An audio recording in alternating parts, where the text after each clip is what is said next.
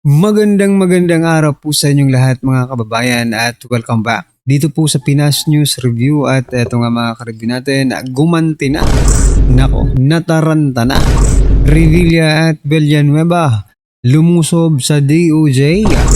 Yan po mga kababayan ang ating aalamin at bibigyan ng reaksyon ngayong araw na ito.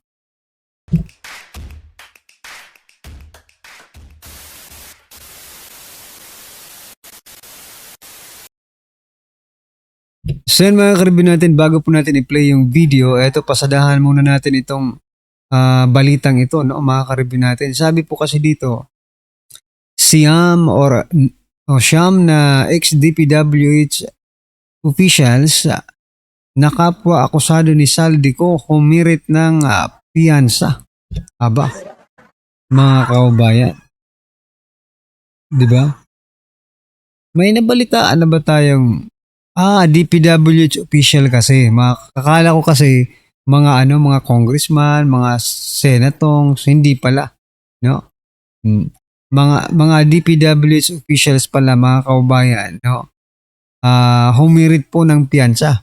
Hindi pa man nakukulong, mayroon nagpapiyansa na. Wala naman tayo. Diskaya lang naman ang nabalitaan po natin, di ba?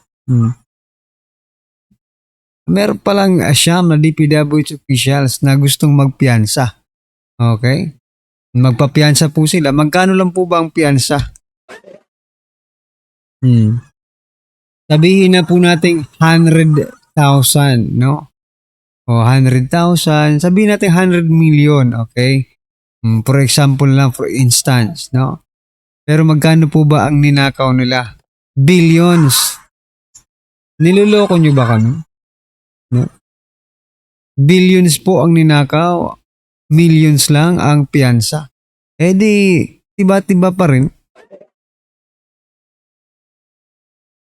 Diba?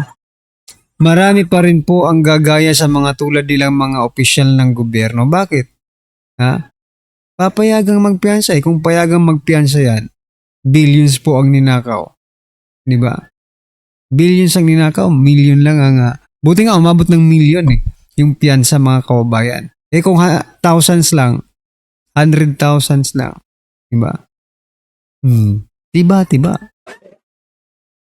Ay, nako. Anyway mga karibin natin, ano po ang inyong opinion dyan? Sang-ayon po ba kayo? Just comment down below.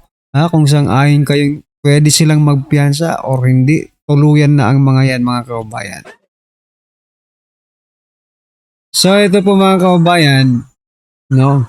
Ang caption po ng video ito, grabe, matindi to. Boying nataranta sa kilos Villanueva Revilla gumanti. Lumusob DOJ. Pukis kumanta. Ito pakinggan po natin. Serban by pasok. Rin nyo itong mga ebidensyang pinresinta nitong nag-akusa sa kanya. Pakinggan.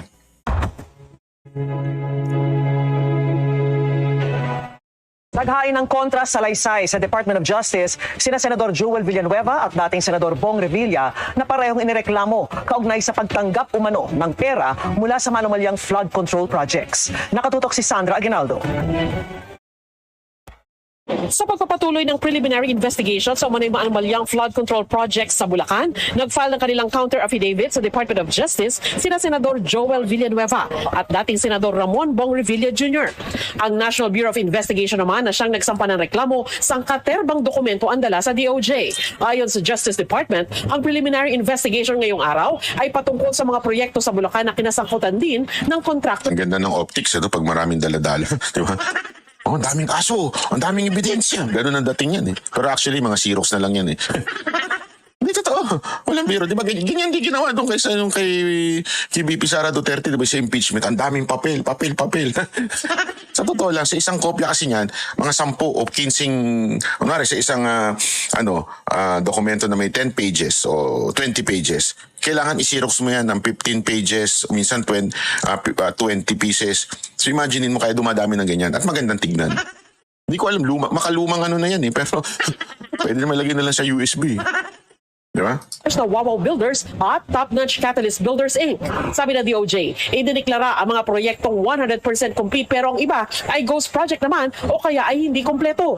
Naharap sina Villanueva Isipin mo yun, ghost project daw, tsaka ano. Sandali. Ako kasi, alam mo kung ba't ako duda? Hindi senador ang may ano ng distrito. Congressman. Ang senator, national ang influence. Hindi yung kaniyang distrito. Wala siyang hawak na distrito. Kaya nga parang, medyo malabo, napakalabo talaga. Hindi lang medyo, malabo talaga. Di ba? Malabo ito. Bakit makikialam? Anong pakialam ng una-una? Sabihin na natin, kunwari totoo yung sinasabi nila, may allotment, ganto-ganto. Hindi naman susunod dyan eh. Yung mga nasa baba, kung hindi yung congressman. Kasi iba ang power ng congressman pagdating sa district, sa local. Ang tindi ng power ng mga congressman. So yan mga kababayan, congressman pala ang dapat kasuhan dyan. Pero bakit yung congressman na gustong-gusto nating makasuhan ay hindi po kinakasuhan mga kababayan? Ginagawa nilang pantakip yung mga senador para pagtakpan po yung congressman na gusto nating makasuhan mga kababayan. Yung congressman na pasimuno ng lahat ng ito. Sa senador. Kaya napakalabo nito. Ito lang kasi pag ito kasing dalawa kinulong, para bagang mas maingay. Mas malakas ang noise na masasapawan po yung kay Speaker Romales. Bigyan ko kayo ng halimbawa.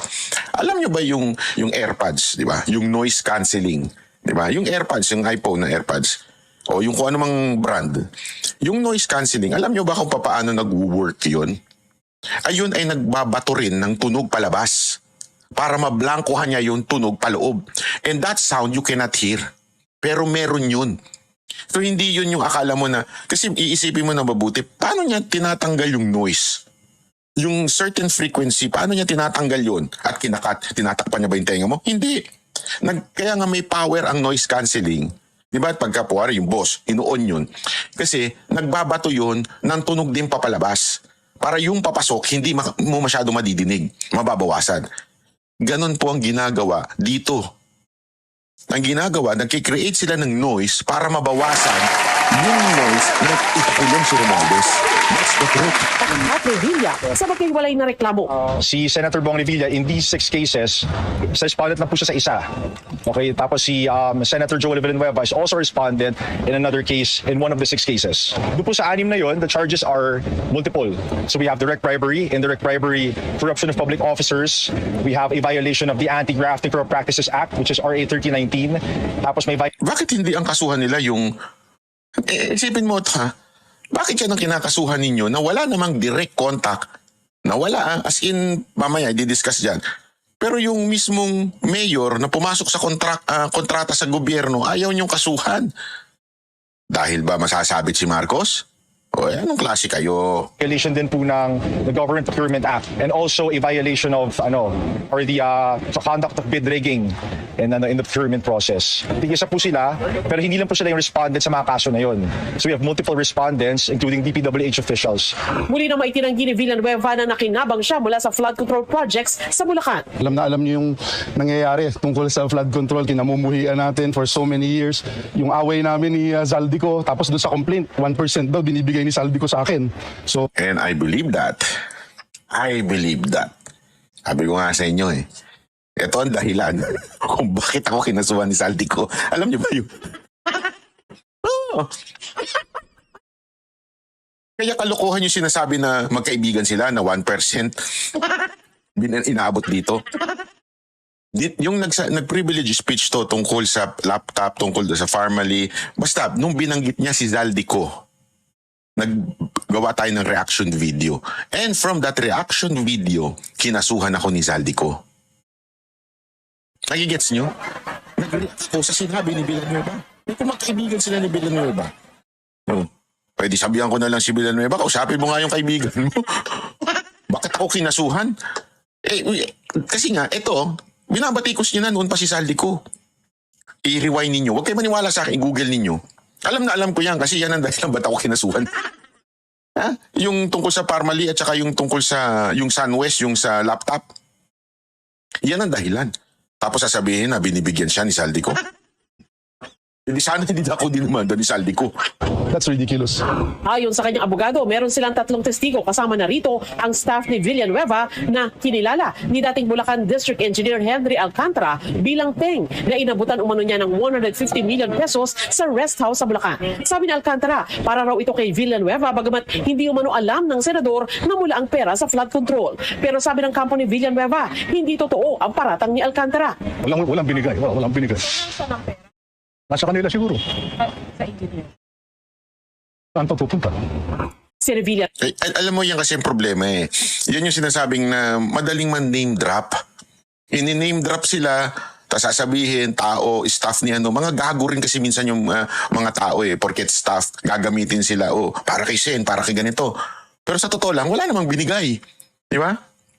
man, hindi nagpaunlak ng interview pero ayon sa kanyang abogado, walang basihan ang akusasyon laban sa kanya. Matatandang idinawit si Revilla sa flood control ni na Alcantara at dating DPWH Undersecretary Roberto Bernardo. Ayon kay Bernardo, tumanggap si Revilla ng 25% commission mula sa flood control.